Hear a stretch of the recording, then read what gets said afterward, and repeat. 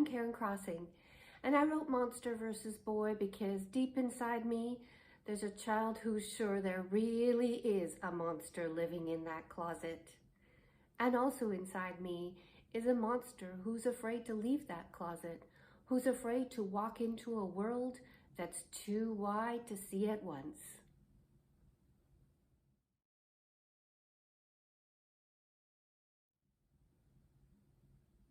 The monster lived in the boy's closet.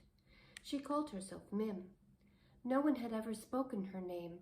Not the boy, not the grown-up who tucked blankets over the boy each night. Mim was a name for herself, her own delightful secret. Still, she wouldn't mind sharing her secret with someone else. Her closet had odd nooks that poked into the eaves before they spilled into the wide space by the door. Mim knew all the nooks, the narrow one, the high-up one. She also knew what was in every box, bag, and barrel. Yes, there was a barrel, a blue plastic one filled with a tent without poles, a dragon costume, and holy sweaters, the scratchy kind. Mim had crawled into every container. She'd shaped a nest out of ribbons and wrap. She'd built a tower of books that teetered and fell. Then she'd built it again and again. She liked how the crashing noise rumbled through the floorboards, how it made the boy call out in his sleep, how it made him grip his blanket under his chin and watch the crack in the closet door with his eyes wide as moons. Yes, Mim growled her best monster growl, releasing a puff of smoke and ash from her nostrils. I like my boy this way.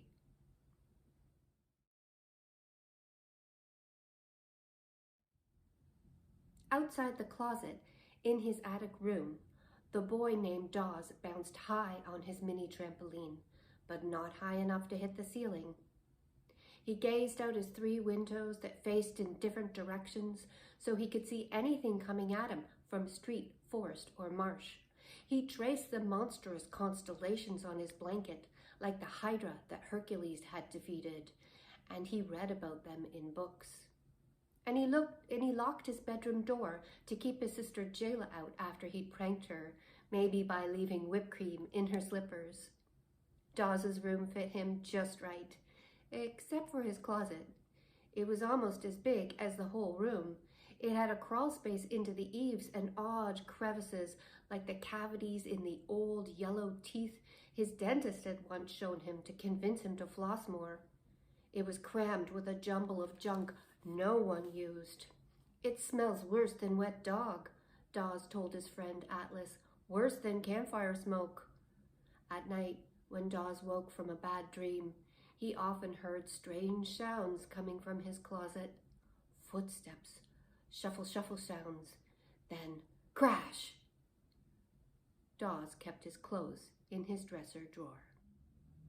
There's a reason why we dress up our fears as monsters and cast them into the closet. Our monsters embody big emotions that can be difficult to deal with. Yet, through imaginative fiction, we can help to make sense of our reality. Monster vs. Boy delves into our tug of war between keeping that monster in the closet and letting it go free, and maybe when we face that monster in bright sunlight, it's not so scary after all.